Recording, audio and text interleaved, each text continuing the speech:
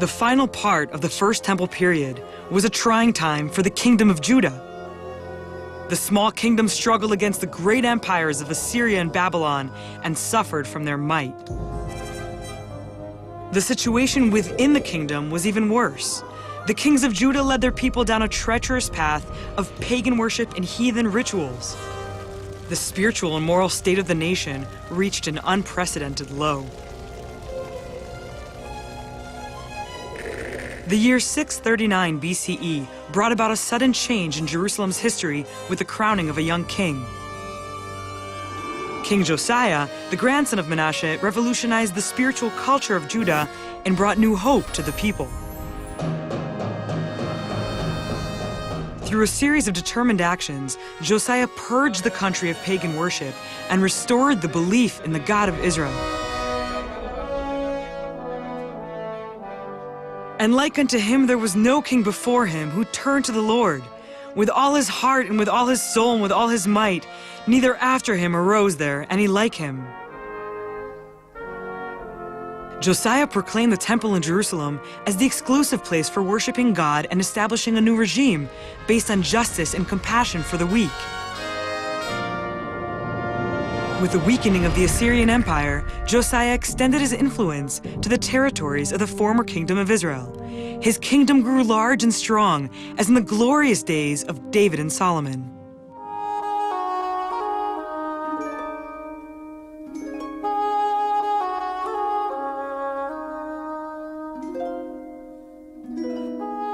I'm standing here at Ketef Hinnom, facing the old city of Jerusalem. An archaeological excavation conducted here in 1979 opened a window in time back to the turbulent days of King Josiah, when belief in God and in the Torah scriptures played a vital role in the nation's life. In a family burial cave from the First Temple period, archaeologist Professor Gabi Barkai made an extraordinary discovery. At that time, the people of Jerusalem laid down their dead on stone beds like this one. The custom was to leave the body in the stone surface until it decomposed, and only the bones of the deceased remained. Later, family members would return to the cave to gather the bones of their relatives. They placed the bones, together with the deceased's valuables, in a stone repository carved at the base of the grave, in which other members of the family were also buried. During the course of history, many such repositories were looted by thieves and left empty. During the excavation, this repository also appeared to be empty, but one of the young excavators insisted on digging it up anyway. As it turned out, an earthquake had apparently caused the roof of the cave to collapse, and the rubble had completely covered the contents of the repository. When it was finally revealed, the contents were fascinating.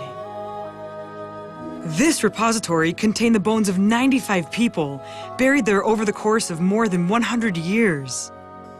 The various finds included exquisite ceramic and glass containers from the time of Josiah, as well as a wide variety of silver and gold jewelry, rings, earrings, bracelets, and precious gemstones.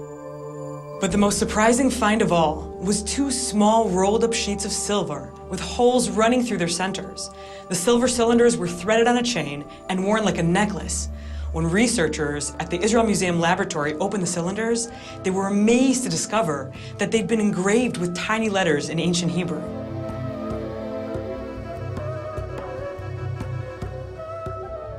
After the discoveries made in 1979, the two tiny silver scrolls discovered right behind me here were transferred to the Israel Museum, where they were opened in the lab. And they were shown to be covered densely with Hebrew, ancient Hebrew characters. The characters showed to be the priestly benediction, or the Birkat Kohanim, which appears in the Bible in the book of Numbers, Sefer Bamidbar, chapter 6, verses 24 and on. The Lord bless thee and keep thee. The Lord make his face shine upon thee and be gracious to thee. The Lord lift up his countenance upon thee and give thee peace. Those verses are 2,600 years old. According to the shape of characters, according to the context of the archaeological finds, and they are centuries earlier than the oldest biblical verses which were known until then, being the Dead Sea Scrolls found at Qumran. This was the first time that such objects were ever discovered. It was most probably customary in First Temple period to wear upon the body, on the fingers, on the neck, on the heart, on the wrist, all kinds of written objects with religious texts, very familiar to the tefillin, or the phylacteries, which are known until this very day in Judaism. It would be, of course, interesting to know who was exactly the person who wore upon his body this written object of 2,600 years ago. This discovery of the priestly benediction discovered here closed also a personal circle for me. I was born in the terrible years of Second World War in the ghetto of Budapest, Hungary. In my early days in Hungary, we were used to go to synagogue with my father, and when we came home, my father was used to bless me with the words of the priestly benediction.